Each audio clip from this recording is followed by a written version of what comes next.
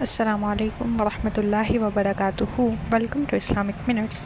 آج کا ہمارا ٹاپک اس بات پر ہے کہ انسان آخر کون ہے اور اللہ نے اسے کیوں پیدا کیا ہے۔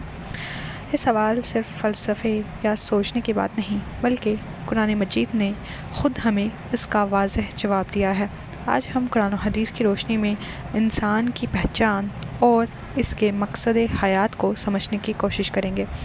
قرآن کریم میں اللہ تعالیٰ نے ارشاد فرمایا، اور یقیناً ہم نے انسان کو مٹی کے خلاصے سے پیدا کیا۔ یہ آیت ہمیں بتاتی ہے کہ ہماری جسمانی بنیاد بہت سادہ ہے، یعنی مٹی، مگر انسان کی اصل عظمت صرف جسم میں نہیں بلکہ اس روح میں ہے جو اللہ نے خود اپنے امر یعنی حکم سے پھونکی۔ اللہ تعالیٰ نے قرآن مجید میں ارشاد فرمایا، پھر جب میں نے اسے ٹھیک ٹھاک بنا دیا اور اس میں اپنی روح پھونک دوں تو اس کے آگے سجدے میں گر پڑنا۔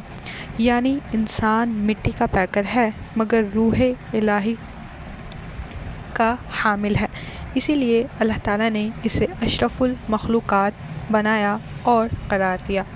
قرآن مجید میں اللہ تعالیٰ نے ارشاد فرمایا، اور جب تیرے رب نے فرشتوں سے کہا کہ میں زمین میں اپنا نائب بنانے والا ہوں۔ اسلام میں انسان کی اصل پہچان اللہ کا نائب ہونا ہے، یعنی زمین پر عدل، خیر، محبت اور عبادت قائم کرنا، مگر آج کا انسان اپنی یہی پہچان کھو چکا ہے۔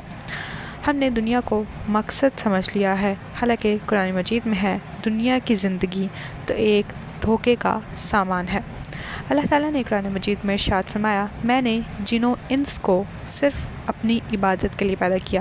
یہ آیت انسان کے وجود کا سب سے واضح مقصد بیان کرتی ہے، یعنی عبادت۔ لیکن عبادت کا مطلب صرف نماز یا روزہ نہیں، بلکہ زندگی کے ہر عمل کو اللہ کی رضا کے مطابق کرنا ہے، جیسے تجارت میں ایمانداری، رشتوں میں عدل اور زندگی کے ہر فیصلے میں تقوی اختیار کرنا۔ قرآن مجید میں اللہ تعالیٰ نے ارشاد فرمایا، جس نے موت اور زندگی کو پیدا کیا تاکہ تمہیں آزمائے کہ تم میں سے کون بہتر عمل کرتا ہے، یعنی یہ دنیا ایک امتحان گاہ ہے، منزل نہیں۔ یہاں دولت، شہرت یا طاقت اصل کامیابی نہیں، بلکہ نیکی، تقوی اور ایمان ہی کامیابی ہے۔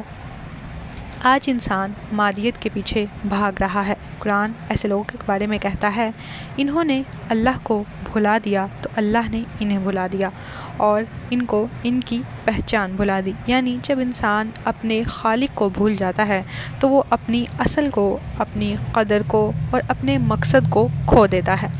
انسان کی پہچان صرف ظاہری وجود نہیں بلکہ اس کا رشتہ اپنے رب سے ہے۔